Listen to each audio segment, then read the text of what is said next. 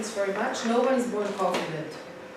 Yeah? Confidence is a state of mind, and that makes it a skill you can learn. So, when you and me are talking, face to face, you and me are talking.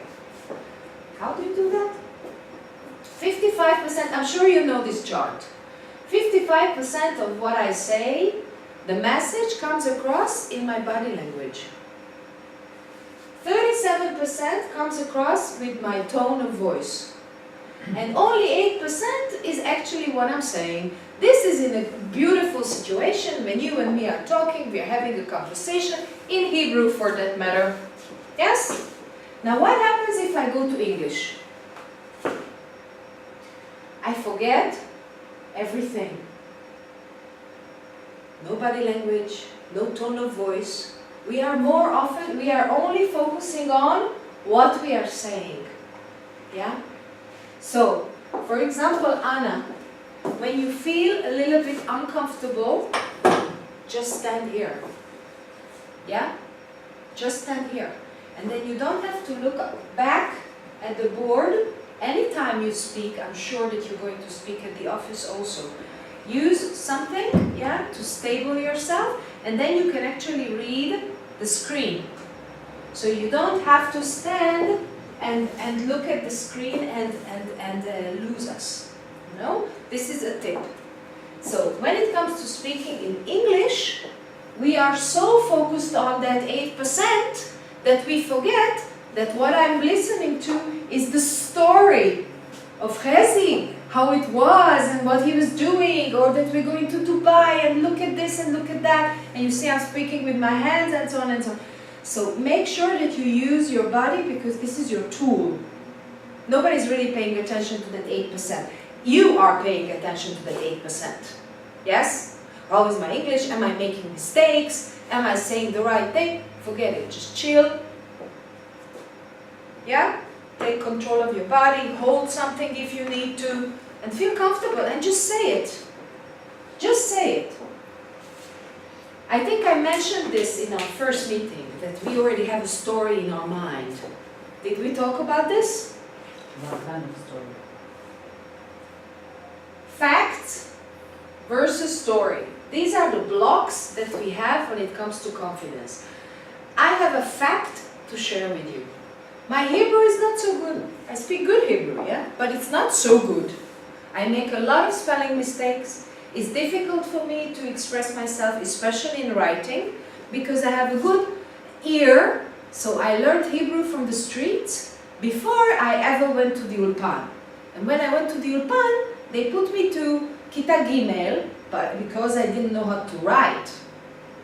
So, my story, this is the fact, okay? My story is that because my Hebrew is not so good, I cannot work with organizations because I cannot write them emails. It's difficult for me to get new customers because I don't know how to explain myself in Hebrew, okay? I feel that I will never succeed in Israel because my Hebrew is not good as it would be as my English is, for example. You see, there are facts and there's a story. That story is my connection to my Hebrew. That connection is usually an emotional connection. I feel bad about my Hebrew, yeah? I feel that I cannot succeed because of my Hebrew. It puts me down. It's a failure, yeah? It will never be better. So you see, there is two different stories. One is a fact, but if it's a fact, you know it, you are accountants. If it's a fact, you can work on it. My vocabulary is not rich enough? Okay, so I will improve my vocabulary. I will sit and learn 5 words every day. My reading is not so good. Okay, so I will read from today 1 article every day. It's difficult for me to speak, so I will speak with somebody every day. You understand? These are the facts. The story, you have to change. Whatever your story is, because we all have a story, because we don't feel comfortable with it, yeah? You feel that, no, it's not good enough, I cannot, that story, you have to change. You have to realize that you're learning and it's okay to make mistakes. brings us to the second issue. Oops, 1 second. This is the perfectionism. This is one of the big blocks. Why? Because we are often very afraid to make mistakes. I know it from my Hebrew. People, I want to write something and the text, also on the iPhone you have it, yeah? It checks your spelling and I don't know the difference. I don't know if it's het or haf. It's two different words. I have no idea. I have no idea.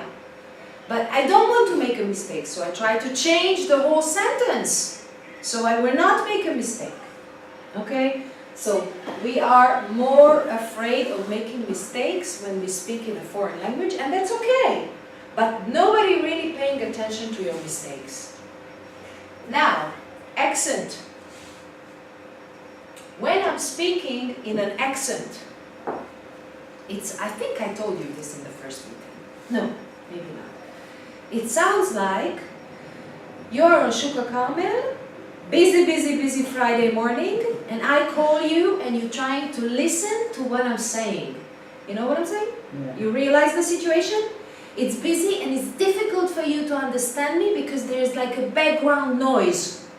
That's how accents sound like to a foreign, to a native speaker. These are facts. These are scientific facts.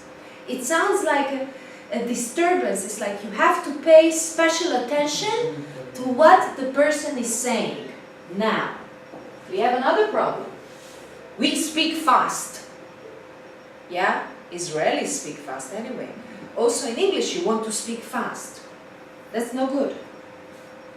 That's no good. Because if I pause, it gives me a second to think about the word I want to say or how I want to say, and it gives my listener a moment to catch up. And if I speak slower, in about 1-2 minutes, your brain will get used to my accent.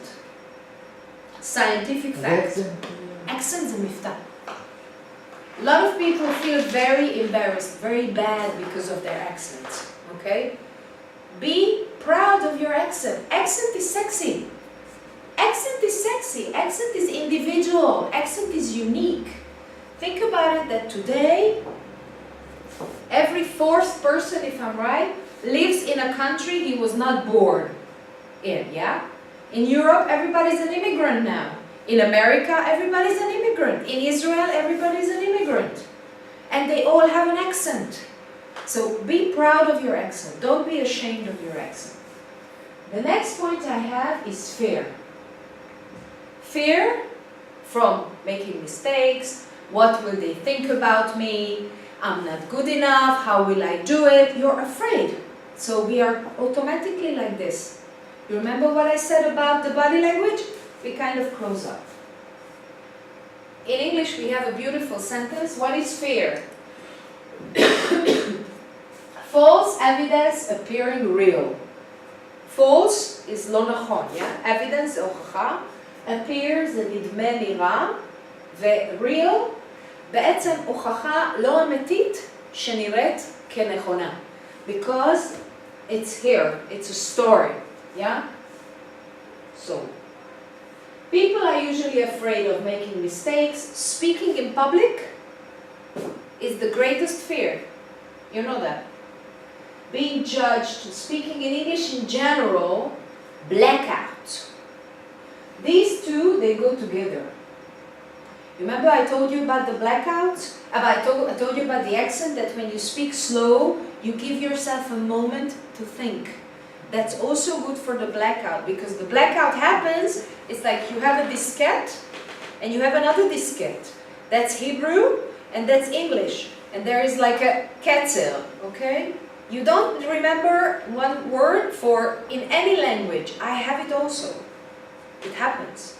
So if you speak slow, you give yourself a moment to think about that word, or you catch yourself and you rephrase it. You say it differently. So speak slow. Speak slow.